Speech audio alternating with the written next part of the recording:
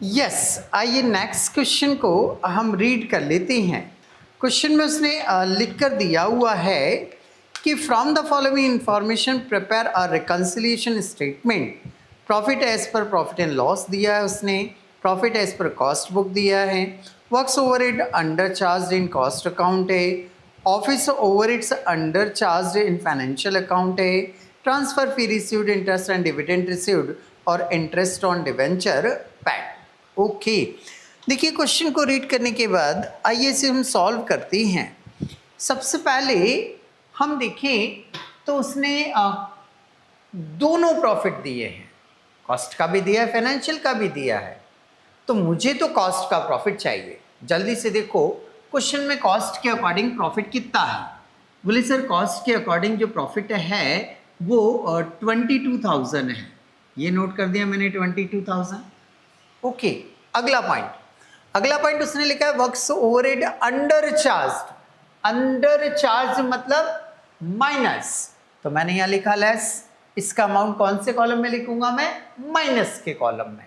तो इसका अमाउंट उसने दिया हुआ है 3,000 rupees. Okay, next office overhead under charge. Under charge है मतलब माइनस, तो मैं इसका अमाउंट कहां लिखूंगा? माइनस में लिखूंगा। इसका अमाउंट दे रखा उसने 5,000। Sir sir sir sir sir sir क्या हुआ सर? ये अंडर चार्ज है, माइनस में लिखना है? नहीं, माइनस में नहीं लिखना है, यही तो थोड़ा ध्यान रखना आपको। डायरेक्ट अंडर चार्ज देख के उतापा मत करा करो, तुरंत खुश मत हो लिया करो, थोड़े से आगे के शब्द भी पढ़ लिया करो। उसने लिखा है office overhead under charge in financial book. Financial book में कम है अमाउंट, फाइनेंशियल बुक में क्या है? कम। और हम फाइनेंशियल बुक के अकॉर्डिंग कभी सवाल को सॉल्व करते ही नहीं है।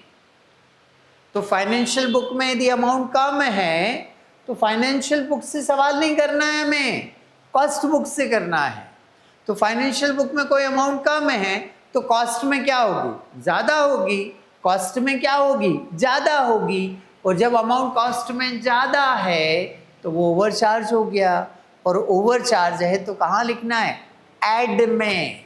इसलिए देखो मैंने यहाँ लिखा ऐड, और डिटेल वही लिखूंगा जो है, बस उसका अमाउंट ऐड में लिखूंगा। बस डिटेल जो दी है वही लिखूंगा, अमाउंट काहे में लिखूंगा? ऐड में।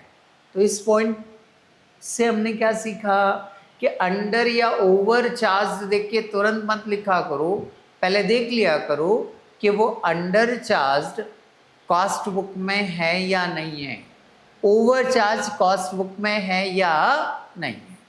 क्लियर है? तो अभी वो अंडर चार्ज किस में बोल रहा था? फाइनेंशियल बुक में। तो कॉस्ट में क्या होगा? ये ओवर चार्ज, और ओवर चार्ज है मतलब फिर कहाँ लिखना था मुझे? प्लस में। तो मैंने इसे प्लस में लिख दिया। ओके, नेक्स्ट अगला ट्रांजेक्शन देखो, ट्रांसफर फी रिसीव हुई है। मैं ट्रांसफर फी रिसीव होना इनकम है, और इनकम है तो मैं ऐड में लिखूंगा, add transfer fee received. Amount कहाँ लिखूंगा? ऐड के कॉलम में। तो चलो इसका अमाउंट उसने दिया है 500।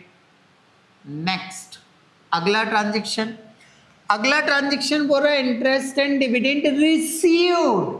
रिसीव्ड मतलब फिर इनकम है तो मैं कहाँ लिखूंगा इसको? ऐड में। तो इसका अमाउंट दिया उसने 750, ये नोट कर लिया हमने। Next interest paid on debenture, आगे कुछ नहीं लिखा है तो क्या मानूं? फाइनेंशियल बुक में लिखा है, कॉस्ट बुक में नहीं लिखा है। और जब कोई अमाउंट कॉस्ट बुक में नहीं लिखा हो तो वो अंडर चार्ज कहलाता है, माइनस में लिखना है। तो इसे कहाँ लिखेंगे हम? माइनस में।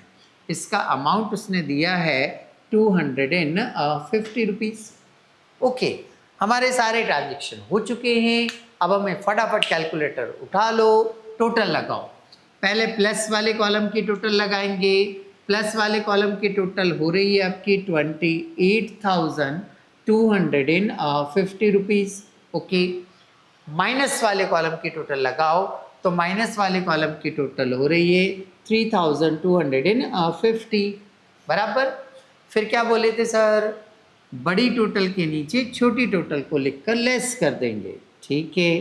तो 3250 ये आ जाएगा। इसमें से क्या करना है आपने, लेस करना है, तो कितना आ गया आपका 25,000। ये जो 25,000 आया है इसे नाम देंगे हम profit as per financial book. Clear. तो यहाँ आकर आपका ये क्वेश्चन कंप्लीट हो जाता है।